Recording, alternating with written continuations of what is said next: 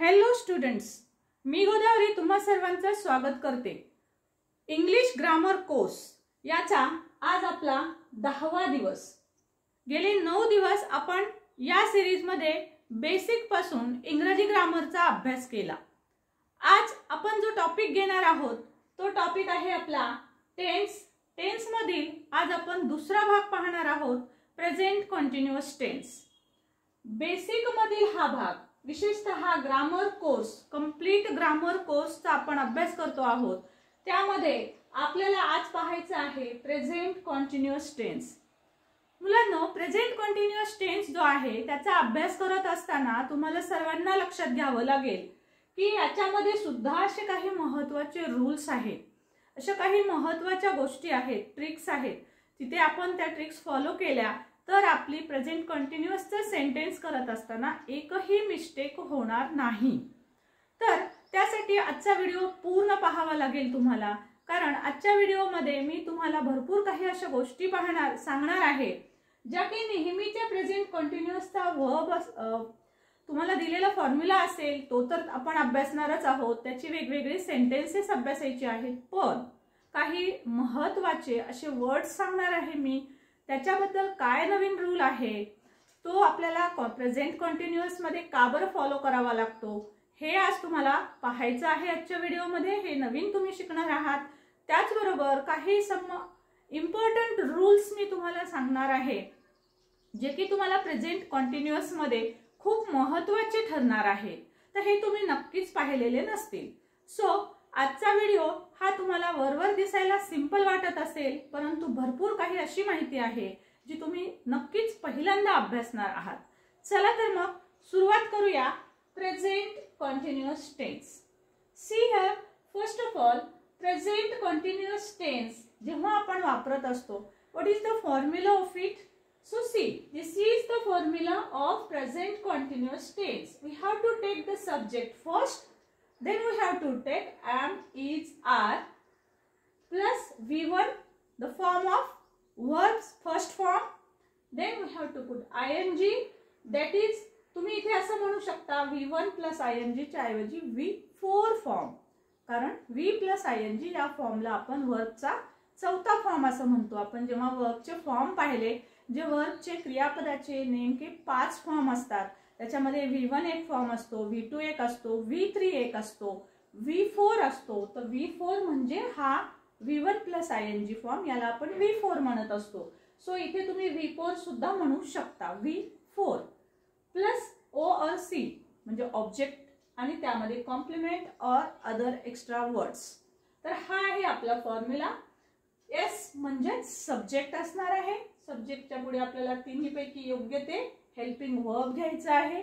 त्यानंतर वर्बचा first form ज्याला की आपल्याला ing लावावं लागणार आहे आणि ऑब्जेक्ट किंवा कॉम्प्लिमेंट असेल नसेल तर। आता पहा स्टुडंट्स, आता याच्यापासून आपण एक एक्झाम्पल पाहिलेलं आहे, मी इथे घेतलेलं आहे। ऑफ कोर्स आपल्याला बघा कशा पद्धतीने एक्झाम्पल घ्यायचंय। समजा एक सब्जेक्ट सुरुवातीला मी घेतलेला आहे आय, तर आता आयच्या पुढे नेहमीच एम हे वर्ब येतो, त्यामुळे मी इथे एम लिहिलेला आहे। राईट वर्बचा ing form writing a letter हे आपलं ऑब्जेक्ट घेतलेलं आहे मी। सो अशा प्रकारचं वाक्य आपलं तयार होतं। आता पहा, सिंपली ह्या आयच्या ऐवजी समजा आपण सब्जेक्ट, आता तुम्हाला माहिती आहे की सर्व वेगवेगळे जे सब्जेक्ट आहेत ते कोणते कोणते घेणार आहात तुम्ही, तर आय, वी, त्यानंतर यू, ही, सी, इट, दे, कुठल्याही प्रकारचं एखादं नाउन घ्या देच्या नंतर। फॉर एक्झाम्पल, काल आपण जे एक्झाम्पल्स घेतले होते ते आपण कंटिन्यू करूया, म्हणजे तुम्हाला जास्त लक्षात बसेल। म्हणजे सिंपल प्रेझेंट हा जो आपण काल व्हिडिओ बनवला होता, सिंपल प्रेझेंट मध्ये ज्यांनी तो पाहिला नसेल तो जरूर पहा। लिंक तुम्हाला डिस्क्रिप्शन बॉक्स मध्ये दिलेली आहे। कोर्स डे 1 पासून डे 9 पर्यंतचे जे भाग आपले बेसिक झालेले आहेत तेही तुम्ही जरूर पाहू शकता, ते पण डिस्क्रिप्शन बॉक्स मध्ये लिंक दिलेली आहे। तर पहा, सपोज एनी नाउन घेतलेला आहे आपण, एक आपण मेल फिमेल असे दोन्ही एक्झाम्पल मी इथे घेतलेले आहेत। सो तुम्ही पार्थ घ्या किंवा तनू घ्या, अशा प्रकारे, किंवा पार्थ एंड तनू असं तुम्ही प्लुरल फॉर्म पण घेऊ शकता. अशा ह्या प्रत्येकापासून आपल्याला एक एक वाक्य बनवायचं आहे. पहा आता कशा पद्धतीने हे वाक्य होतील. तर मी सिंपली इथे लिहिते, I am writing a letter, we are writing a letter, you are writing a letter, he is writing a letter, she is writing a letter, it is writing a letter, they are writing a letter, Parth is writing a letter, Tanu is. Okay, आता याच्या ऐवजी suppose Parth and तनू असं जर आपण घेतलं, Parth and Tanu, so दोघं नावच आहेत परंतु दोन्ही एकत्र आहेत म्हणजे more than one. More than one झालं म्हणजे प्लुरल फॉर्म. प्लुरल फॉर्म असेल तर यापासून जेव्हा आपण हे वाक्य बनवू तेव्हा आपल्याला लिहावं लागेल, Parth and Tanu are, Parth and Tanu are writing a letter. दोघं मिळून एक पत्र लिहित आहेत. ओके, सो अशा पद्धतीनं या कुठल्याही प्रकारचा सब्जेक्ट जर तुम्हाला आला तर तुम्हाला हे प्रेझेंट कंटिन्युअसचे वाक्य बनवता येतील. हे जे मी सर्व वाक्य सांगितले, मी जो जो भाग, तुम्ही काल चॅलेंज ऍक्सेप्ट केलेला आहे त्यामुळे मी व्हिडिओमध्ये जो जो भाग सांगते आहे तो भाग तुम्ही लिहून काढणार आहात. तुम्हाला तो लिहायचा आहे. त्याचबरोबर तुम्हाला तो पाठ करून म्हणून पण दाखवायचा आहे घरी कुठल्या तरी व्यक्तीला. ओके, सो स्टुडंट्स, आता हे अशा पद्धतीने मी सांगितलेले वाक्य तुम्ही नक्कीच लिहून काढा. म्हणजे पहा, असं वाटत असतं आपल्याला बरोबर की अरे हे तर खूप सोपं आहे, हे मी खूप वेळेस पाहिलेलं आहे किंवा मला हे येतं, मी खूप वेळेस अभ्यासलं म्हणून आपण पाहत नाही. परंतु बघा, मी आज तुम्हाला भरपूर अशा गोष्टी सांगणार आहे की ज्या तुम्ही नक्कीच त्या कुठेही पाहिलेल्या नाहीत, ऐकलेल्या नाही आहेत, तर त्याही आपण पाहणार आहोत. सो व्हिडिओ तुम्हाला शेवटपर्यंत पाहावाच लागणार आहे. सो बघा, आता हे अशा पद्धतीचे हे जे सर्व मी सेंटेन्सेस सांगितले ते सगळे आपले पॉझिटिव्ह सेंटेन्सेस होतील. आता आपल्याला ह्या प्रत्येक वाक्याचं निगेटिव्ह सेंटेन्स सुद्धा बनवता आलं पाहिजे. जसं बघा, मी हे जे वाक्य लिहिलेलं आहे हे आहे असर्टिव्ह किंवा अफर्मेटिव्ह असं तुम्ही त्याला म्हणता. जे वाक्याचे प्रकार आहेत, ओके, असर्टिव्ह किंवा अफर्मेटिव्ह पण आपण याला म्हणतो. म्हणजेच हे वाक्य पॉझिटिव्ह असतं, होकारार्थी वाक्य असतं. आता समजा हे वाक्य आपल्याला निगेटिव्ह बनवायचं आहे, तर निगेटिव्ह बनवत असताना काय करायचं असतं, तर जर वाक्यामध्ये हेल्पिंग वर्ब असतील, बघा आता इथे 3 हेल्पिंग वर्ब आहेत, कुठलं ना कुठलं तरी एक हेल्पिंग वर्ब सब्जेक्टच्या पुढे वाक्यात असणारच आहे जर वाक्य प्रेझेंट कंटिन्युअस मध्ये असेल.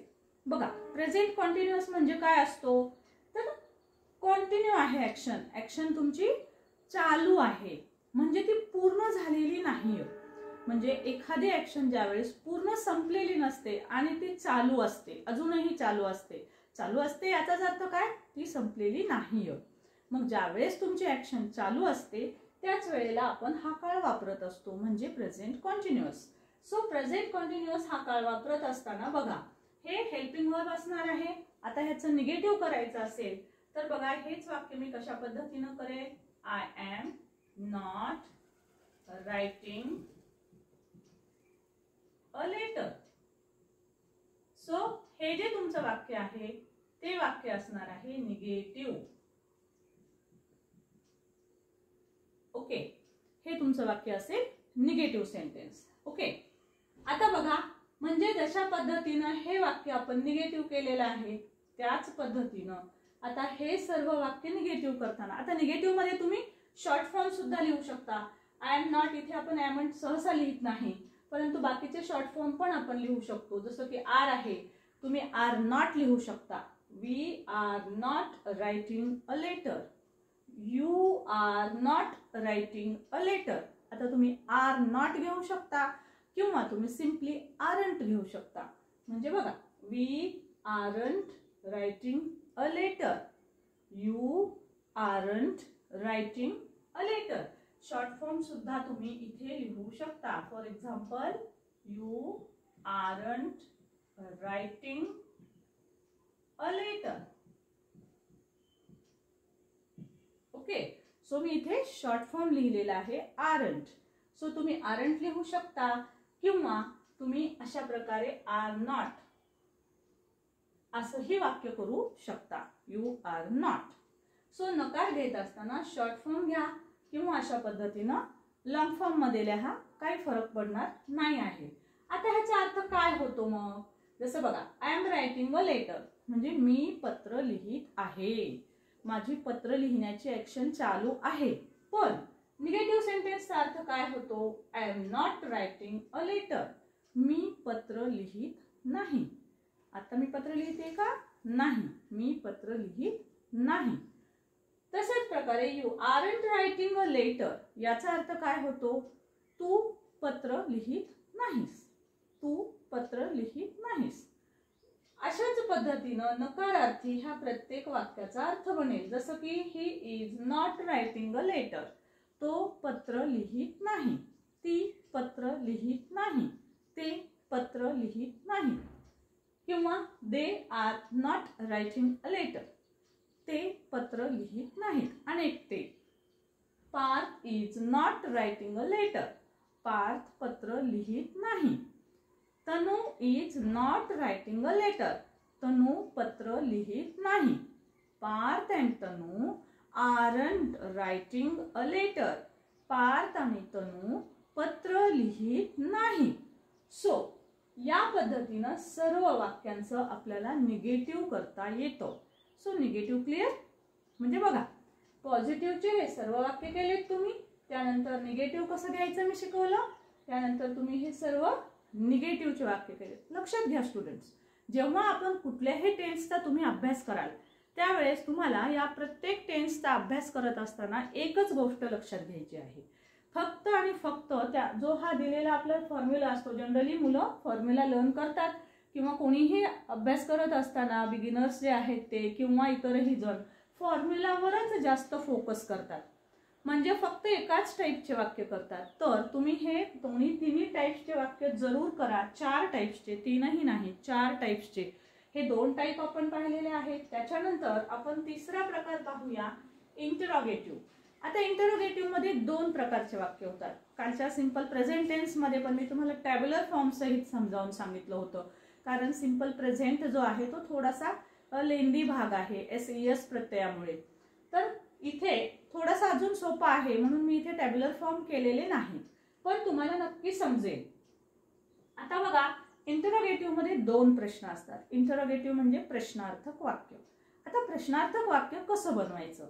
तर पहिले लक्षात घ्या, 2 प्रकारचे प्रश्नार्थक वाक्य बनतात. ओके, सो 2 प्रकारचे प्रश्नार्थक वाक्य कोणते बनतात? एक वर्बल आणि दुसरा असतो WH टाईप. ओके, वर्बल म्हणजे ज्याचं उत्तर एस किंवा नो यामध्ये आपल्याला देता येतं, त्याला आपण वर्बल टाईप म्हणतो.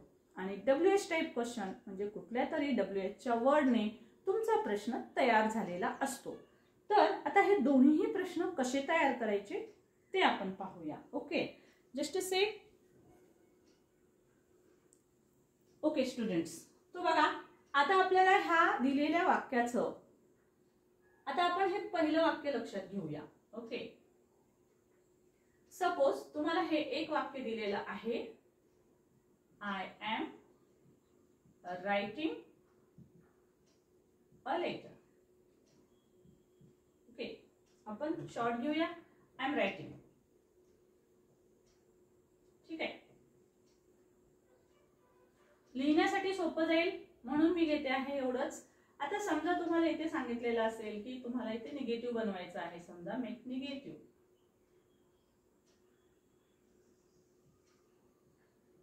ओके, सॉरी, आपल्याला समजा बनवायला सांगितले वर्बल क्वेश्चन.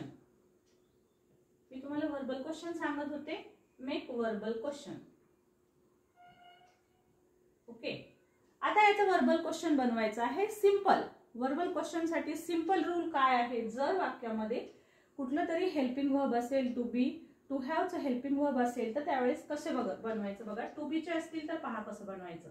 सिम्पली आपल्याला जो हेल्पिंग वर्ब आहे तो आपल्याला अगोदर घ्यायचा आहे, एम, नंतर घ्यायचा आहे सब्जेक्ट, एम आय रायटिंग, मी लिहित आहे का? Am I writing?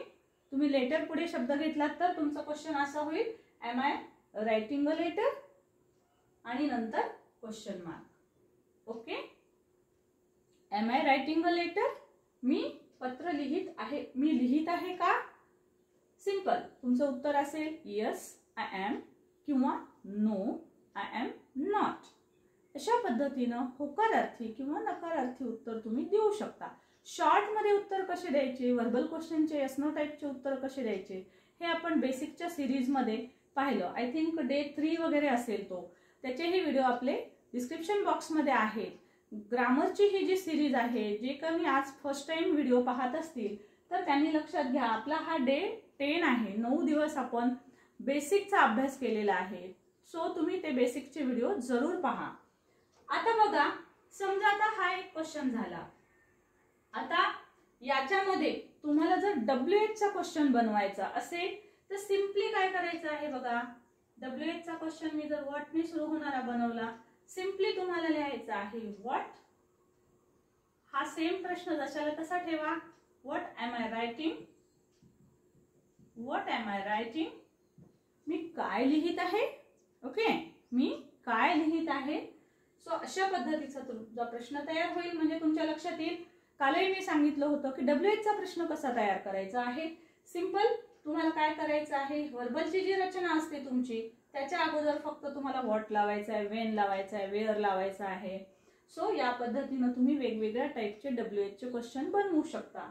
Wien am I writing? मी केव्हा लिहित आहे? मी केव्हा लिहित आहे म्हणजे मी लिहित आहे का? नाही, मी तर लिहित नाही. केव्हा लिहिते मी? सो तुम्ही टाइम विचारू शकता, रिझन विचारू शकता. Why am I writing a letter? मी का बरं पत्र लिहित आहे असंही तुम्ही विचारू शकता. सो कुठलाही WH चा प्रश्न या मेथडने तयार होतो. स्ट्रक्चर असेल, WH चा वर्ड घ्यायचा आहे, त्यानंतर हेल्पिंग वर्ब, त्यानंतर वाक्यातला सब्जेक्ट आणि नंतर मेन वर्बला ING फॉर्म आणि शेवटी क्वेश्चन मार्क. सो या मेथडने तुम्ही कुठलंही वाक्य असेल, सपोज आता दुसरं सेंटेन्स असं असेल, ग्रेट, लक्षात घ्या इथे एका सेंटेन्स साठी जागा ठेवते मी जिथे आपल्याला निगेटिव्ह इंटरोगेटिव्ह करायचं आहे. आता सपोज एक याचाच आधी आपण निगेटिव्ह इंटरोगेटिव्ह पाहूया. आता तुम्हाला इथे जर हेच वाक्य निगेटिव्ह करायचं असेल तर तुम्ही तेही करू शकता. निगेटिव्ह फॉर्म मध्ये सुद्धा व्हर्बलचं पण बनवू शकता, WH चं सुद्धा तुम्ही निगेटिव्ह इंटरोगेटिव्ह करू शकता. सो तुम्ही एम नॉट आय रीडिंग अशा पद्धतीने करू शकता किंवा what am not I reading writing. So या पद्धतीने पण करू शकता. म्हणजे एमच्या नंतर तुम्ही निगेशन ठेवलं तर तुमचा निगेटिव्ह सेंटेन्स तयार होईल. सपोज वाक्य असं असेल, you are writing a letter. आता पुन्हा समजा तुम्हाला एक असं वाक्य घेतलंय आपण, इथे तुम्हाला व्हर्बल क्वेश्चन बनवायला सांगितलंय. सिंपली काय करणार आहात तुम्ही, ह्या दोन शब्दांची अदलाबदल करायची आहे. नंतरचा शब्द आधी घ्यायचा आहे, म्हणजे हेल्पिंग वर्ब आधी घ्यायचा आहे, आर. सब्जेक्ट नंतर घ्यायचा आहे, आर यू. ओके, हा आपण इथे घेतला subject. Right. Are you writing a letter? Are you writing a letter? तू पत्र लिहित आहेस का? सिंपली तुम्ही अशाही पद्धतीने क्वेश्चन तयार करू शकता. जर निगेटिव्ह इंटरोगेटिव्ह असेल, तू पत्र लिहित नाहीस का असा बनवायचा आहे, तर बघा कसा येईल. Aren't you writing a letter? Aren't you writing a letter? तू पत्र लिहित नाहीस का? म्हणजे कोणी समोरची व्यक्ती जर पत्र लिहित असेल आणि आपण म्हणतोय पत्र लिहितोय, तो म्हणतोय नाही मी लिहित नाहीये, तर मग आपण त्याला aren't you writing a letter? तू पत्र लिहित नाहीयेस का? म्हणजे आपण त्याला स्ट्रेसफुली विचारतोय. आपण एकदा विचारलं पत्र लिहितोयस का, तो म्हणतो नाही मी पत्र लिहित नाही. मग आपण त्याला पुन्हा विचारतो तू पत्र नाही लिहितेस? मग अशा वेळेस आपण असं वाक्य म्हणतो, aren't you writing a letter? तू पत्र लिहित नाहीस का? सो अशा पद्धतीनं आपल्याला निगेशन घेता येतं. निगेटिव्ह फॉर्म जो मी इथे आरंट लिहिलेला आहे, so are you not writing a letter, असंही सेंटेन्स तुम्ही करू शकता. सो स्टुडंट्स, या पद्धतीनं आपल्याला एखादं वाक्य जेव्हा आपण कॉन्टिन्युअस मध्ये लिहितो तेव्हा ते असर्टिव्ह म्हणजे होकारार्थी कसं लिहायचं, ते वाक्य निगेटिव्ह कसं लिहायचं, त्याच्यानंतर त्याचा क्वेश्चन कसा बनवायचा दोन्ही टाईपचा, तो आपल्या लक्षात आला पाहिजे. वर्बल क्वेश्चन बनवायचा असेल तर सिम्पली हेल्पिंग वर्ब सुरुवातीला घ्या आणि सब्जेक्ट त्यानंतर घ्या. दोघांची जागा अदला बदल करायची आहे म्हणजे ऑटोमॅटिक क्वेश्चन तयार होतो. हा असेल तुमचा वर्बल क्वेश्चन. WH चा करायचा असेल तर जी तुमची वर्बलचं स्ट्रक्चर आहे त्याच्या अगोदर फक्त तुम्हाला WH चा वर्ड लावायचा आहे. म्हणजे बघा, एखाद्या वेळेस कन्फ्युजन झालं, स्ट्रक्चर करेक्ट आठवत नसेल तरी तुम्ही हा फॉर्म्युला लक्षात ठेवू शकता की वर्बलची कशी स्ट्रक्चर असतं, त्याच्या पद्धतीने आपल्याला सिम्पली वर्बलच्या ह्या स्ट्रक्चरच्या आधी WH चा वर्ड लावायचा म्हणजे WH क्वेश्चन तयार होतो. आता इथे सुद्धा आपण WH चा क्वेश्चन बनवू शकतो. बघा, सपोज मी इथे कुठल्या तरी प्रकारचं WH लिहिला, कुठलाही वर्ड, व्हॉट, वेन, वेअर, तर तुम्ही लिहू शकता why are you writing a letter, तू का पत्र लिहित आहेस, why are you writing a letter, तू का पत्र लिहित आहेस. किंवा तुम्ही असंही म्हणू शकता why aren't you writing a letter, तुला पत्र लिहायला सांगितलं होतं, why aren't you writing a letter, का पत्र लिहित नाही तू, why aren't you writing a letter, का नाही पत्र लिहित आहेस. सो अशा पद्धतीनं why aren't you writing a letter असं ह्याचं WH मधलं निगेटिव्ह क्वेश्चन तयार होईल. सिम्पली स्टुडंट्स, जे काही मी तुम्हाला हे क्वेश्चन सांगते आहे, वाक्याचे प्रकार सांगते आहे, ते नीट लक्षात घ्यायचे आहेत. सो अशा पद्धतीने आपण वेगवेगळे प्रकार, आता मी इथे सिम्पली 2च वाक्य सांगितले, अशा प्रकारचे हे 10 वाक्य तुम्ही जरूर बनवा. 10 वाक्याचे निगेटिव्ह वाक्य बनवा, इंटरोगेटिव्ह बनवा, इंटरोगेटिव्ह मधले दोन्हीही वाक्य बनवून घ्या. WH चे कोणतेही शब्द लिहा, ते लिहून प्रॅक्टिस जरूर करा. Take a screenshot. याच्यानंतर आपण अतिशय महत्त्वाचे असे काही शब्द पाहणार आहोत. त्याचबरोबर स्टुडंट्स, काही महत्त्वाचे असे रूल्स सांगणार आहे मी, जे तुम्हाला या प्रकारच्या वाक्यांमध्ये खूपच कामाला येणार आहे. Okay, so just take a screenshot आणि व्हिडिओ शेवटपर्यंत पहा, कारण अतिशय अतिशय महत्त्वाचे, तुम्हाला कदाचित न पाहिलेले असे हे रूल्स आणि काही वर्ड्स मी तुम्हाला सांगणार आहे. Just take a screenshot.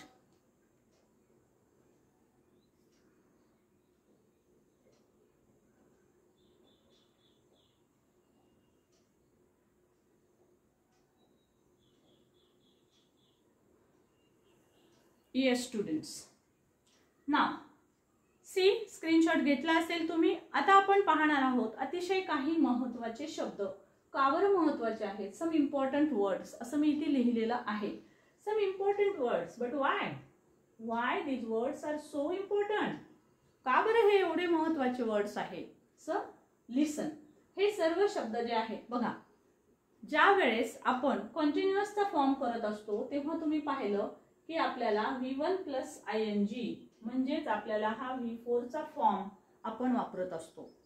तर लक्षात ठेवा स्टुडंट्स, हे काही असे शब्द आहेत की या शब्दांना ing फॉर्म लागत नाही. ओके, सो इंग्रजीमधले हे एक्सेप्शनल वर्ड्स आहेत. इथे या शब्दांना ing लावून वाक्य होतच नाहीत. का होत नाही, तर तो रूल आहे, तो भाषेचा नियम आहे की ह्या शब्दांना कुठल्याही प्रकारचे ing फॉर्म लागत नाहीत. त्यामुळे हे शब्द नीट लक्षात घ्या, हे तुम्ही रिसाइट करून ठेवा, कारण एखाद्या वेळेस एरर, चूक शोधा अशा टाईपमध्ये जर वाक्य आले वेगवेगळ्या कॉम्पिटेटिव्ह एक्झामसाठी, हा अतिशय महत्त्वाचा असा भाग असणार आहे.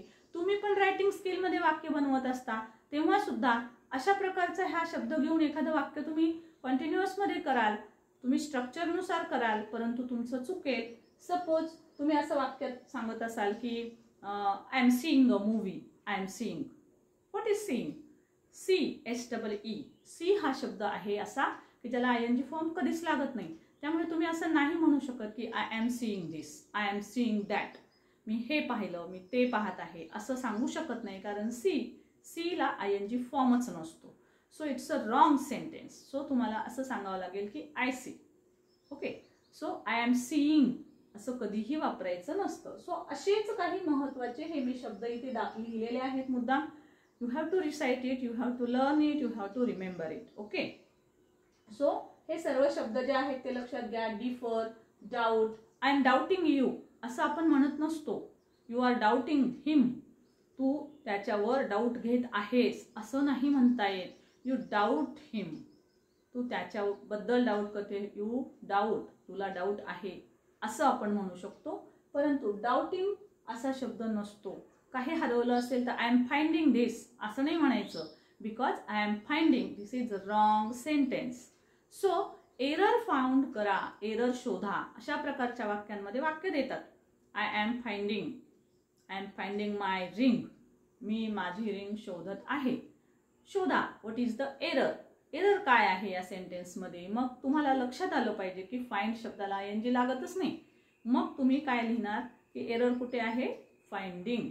मग तुम्हाला लक्षात येईल की अरे एरर फाइंडिंग मध्ये आहे. सो अशा प्रकारे तुम्हाला वाक्य जेव्हा लिहायचे असतात तेव्हा हे शब्द नीट लक्षात घ्या. वॉन्ट शब्द आहे, लव शब्द आहे. आय लव्ह यू असं आपण म्हणतो. आय एम लव्हिंग यू असं आपण कधीच म्हणत नाही. तुम्ही थोडेसे वाक्य म्हणून जरी पाहिलेत ह्या प्रत्येक शब्दाचे तरी सुद्धा तुमच्या लक्षात येईल की अरे काहीतरी मिस्टेक आहे. तर हे शब्द जे आहेत तुम्ही ते कधीच कुठेच वाचलेले नसतात, त्यामुळे तुमच्या बुद्धीला, मनाला ते पटणारही नाही.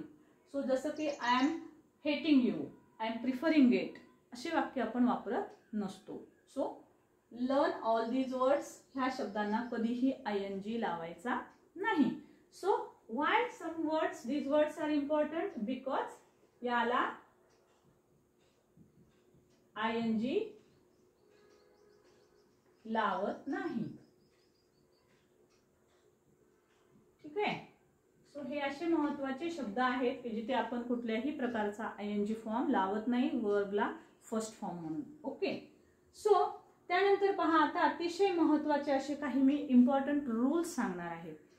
या काळामध्ये आपल्याला ING लावायचं असतं, कारण या काळामध्येच, काळाचा अर्थच असा आहे की तुमची ऍक्शन कंटिन्यू आहे.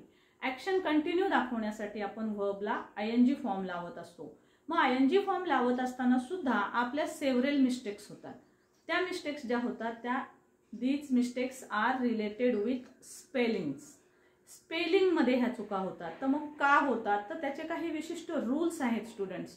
ह्या रूल्सनुसारच आपण हे ING जे आहेत ते लावले पाहिजेत. आणि हा भाग अतिशय महत्त्वाचा आहे. प्राथमिक लेवलवर तुम्हाला 8वी 9वी 10वी पर्यंत कदाचित कोणी फारसं लक्ष नाही देणार, परंतु पुढे तुम्ही ज्यावेळेस कॉम्पिटिटिव्ह एक्झाम वेगवेगळ्या द्याल, तुम्ही रायटिंग स्किलमधले आन्सर लिहाल, त्यावेळेस तुमच्या ह्या मिस्टेक ज्या आहेत त्या आपोआप तुम्ही लिहिता. रायटिंग लिहित असताना WRITEING असं लिहिता. मग I am writing a letter to you असं सेंटेन्स लिहिताना रायटिंगमध्ये EING असं लिहिलेलं असेल तर it will wrong, grammatical mistake होईल. तशा मिस्टेक्स होऊ द्यायच्या नाही. तर आपण बघूया हे अतिशय महत्त्वाचे रूल्स. नीट समजून घ्या म्हणजे तुमची एकही मिस्टेक होणार नाही. ओके. सो स्टुडंट्स, मी इकडचा भाग मोडते म्हणजे मला तुम्हाला हे जे रूल्स आहेत ते तुम्हाला इथे छान एक्सप्लेन करून सांगता येतील. बघा, पहिला रूल असा आहे बघा, V1 + ING. भरपूर असे शब्द आहेत की ज्याला जस्ट तुम्ही दिलेला मूळ शब्द इट, इट हा मूळ शब्द आहे, त्याला ING लावलं की इटिंग तयार होईल. रीड हा मूळ शब्द आहे, रीडला तुम्ही ING लावलं की तुमचा रीडिंग शब्द तयार होईल. ओके. सो बघा आता आणखी काय रूल्स आहेत. मग हा एक नेहमीचा आपला नियम मी तुम्हाला सांगितला की just we have to put ING. Okay. बघा आता हा पहिला रूल. या पहिल्या रूलचे मी तुम्हाला इथे एक्झाम्पल सांगते. पहिला rule V1 + ING, just V1 + ING. It, it शब्द आहे. इटला तुम्हाला काय करायचंय, सिम्पली पुट ING. या इटला +ING केलं की तुमचा शब्द तयार होईल eating. Likewise read, reading, go, going, play, playing, walk, walking, talk, talking. So या पद्धतीनं सिम्पली ING लावायचं असतं विदाउट एनी चेंज. दुसरा काही चेंज नाही. पण स्टुडंट्स शेवटी ई असणारे शब्द बघा. शेवटी बघा, मेक, शेवटी जर ई असेल तर आपला कसा बदल होतो बघा. सपोज शब्द आहे गिव्ह, शेवटी लेटर काय आहे, हा दुसरा rule, rule number 2. Rule number 2 चं एक्सप्लेनेशन करते. रूल नंबर 2 इकडे पहा. रूल नंबर 2 काय सांगतो आपल्याला, मेक असेल तर मी मेकिंग लिहिलेलं आहे, गिव्ह असेल तर मी गिविंग लिहिलेलं आहे. स्पेलिंग नीट लक्षात घ्या. मेक लिहित असताना ई लिहिलेला नाही, मेकिंग. सो काय करायचं आहे, we have to drop this E. जर शेवटी ई आलेला असेल तर ड्रॉप करा, काढून टाका त्याला म्हणा नीट. सो ह्या ई ला हाकलून द्या इथून आणि त्याऐवजी तुम्ही आयएनजी लावायचा आहे. But you have to drop this E.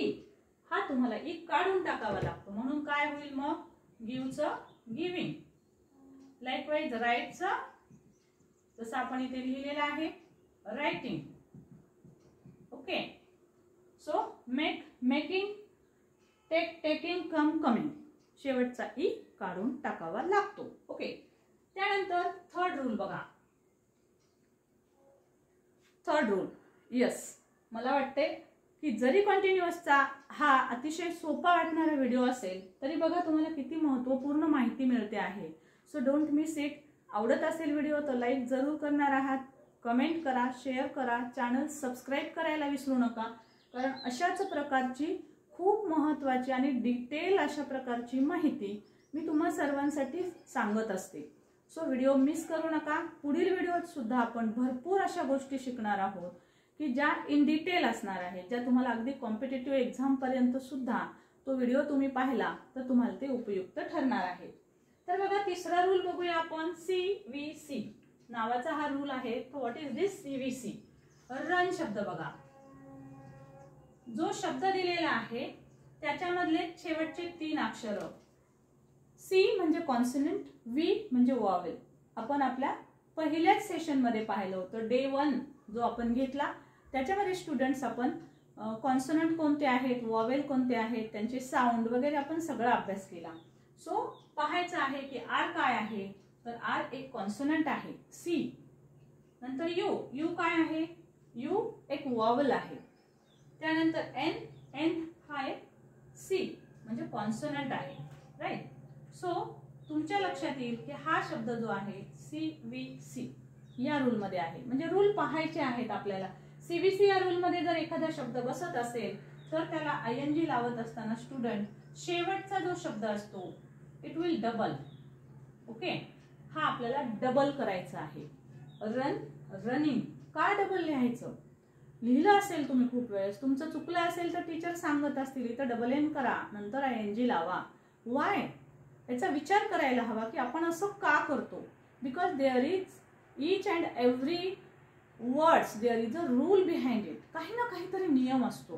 तो नियम नीट लक्षात ठेवा. सो CVC आहे का पाहायचे असेल तर CVC मध्ये बसत असेल रूल तर तुम्हाला शेवटचा लेटर डबल लिहायचा आहे. त्यासाठी रनचं रनिंग केलेलं आहे आपण. वेट, गेट, रब हे सर्व वर्ड्स मी इथे दिलेले आहेत. सपोज कट शब्द असेल सो कटचं काय होईल, कटिंग. शेवटचा शब्द डबल, CUTTING. कारण C कॉन्सोनंट आहे, U वॉवेल आहे आणि T consonant. CVC. Okay. Is that clear? CVC rule कळाला तुम्हाला? याच पद्धतीनं तुमचे हे सर्व जे शब्द आहेत त्याचे सुद्धा तुम्हाला डबल फॉर्म करायचे. इथे डबल D होईल, double T, double B, double T जेव्हा तुम्ही आयएनजी लावाल. म्हणजे हा वर्ड होईल wedding, getting, rubbing, cutting. Okay. शेवटचा वर्ड डबल. त्यानंतर बघा चौथा रूल. ओके. चौथा रूल बघूया आपण. चौथा रूल पहा कोणता दिलेला आहे. सोपा आहे. जर शेवटी IE असेल तर ह्या IE चा आपल्याला Y बनवावा लागतो आणि नंतर ING लावावा लागतो. DIE. मग हा शेवटी IE आहे. सो जर शेवटचा वर्ड हा IE असेल तर इट चेंजेस. ओके. शेवटचा वर्ड IE. सो शब्द दिलेला आहे आपल्याला इथे सपोज डाय, तर याच्यापासून शब्द कसा तयार होईल, DYING. म्हणजे सिंपली हा I जो आहे दिस I changes into Y. IE जो शब्द आहे तो चेंज करा Y मध्ये आणि नंतर ING लावा. लाईकवाईज अजून शब्द घेतलेले आहेत तिथे मी पहा एक्झाम्पल साठी टाय तर TYING tying. Line LYING line. Right. त्यानंतर नेक्स्ट बघूया आपण रूल. 5th one. शेवटी जर Y आलेला असेल तर do not make any change, just keep as it is. तशाला तसं ठेवायचं आहे. सपोज क्राय, शेवटी आलेले वाय. आता वाय आलेला असेल तर काही चेंज करायचा नाही आहे. आयएनजी लावताना, ओके, आयएनजी लावताना काही चेंज करायचा नाही. क्रायला क्राय ठेवा आणि त्याला आयएनजी लावा. जसं की आपण एसईएस लावत होतो. एसईएस लावताना मात्र आपल्याला क्रायचं क्राईज करत होतो आपण, वायचा आय बनवत होतो. म्हणून हा रूल इथे की जर शेवटी वाय असेल तर आयएनजी लावताना आपल्याला काहीही बदल करायचा नाही. त्याऐवजी simply we have to put only I N G. म्हणून वर्ड तयार होईल क्राय पासून क्राईंग, ट्राय पासून ट्राईंग, फ्लाय FLY पासून FLY ING flying, buy BUY पासून BUY ING buying. Okay, so students, अशा पद्धतीने this is what about present continuous tense. So you can see, ज्यांनी ज्यांनी चॅलेंज ॲक्सेप्ट केलेला आहे त्या सर्वांनी हे सगळं लिहून पण काढायचं आहे. And we have to recite it. तुम्हाला ते सगळं पाठ करायचं आहे. पाठ केलेलं घरी कुणाला तरी म्हणून दाखवायचं आहे. आणि जर तुम्हाला ते पाठ होत नसेल तर you have to write it 2 times. 2 वेळेस तुम्हाला ते लिहून काढायचं आहे.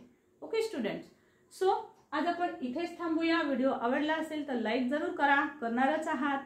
आणि कमेंट करा, शेअर करा, चॅनल सबस्क्राईब करायला विसरू नका. कारण इथून पुढच्या व्हिडिओजमधून सुद्धा अशी भरपूर माहिती मी तुम्हाला सांगत राहणार आहे. दररोजचा व्हिडिओ 6:30 ते 7च्या दरम्यान जरूर पहा. Thank you so much. Thank you for watching.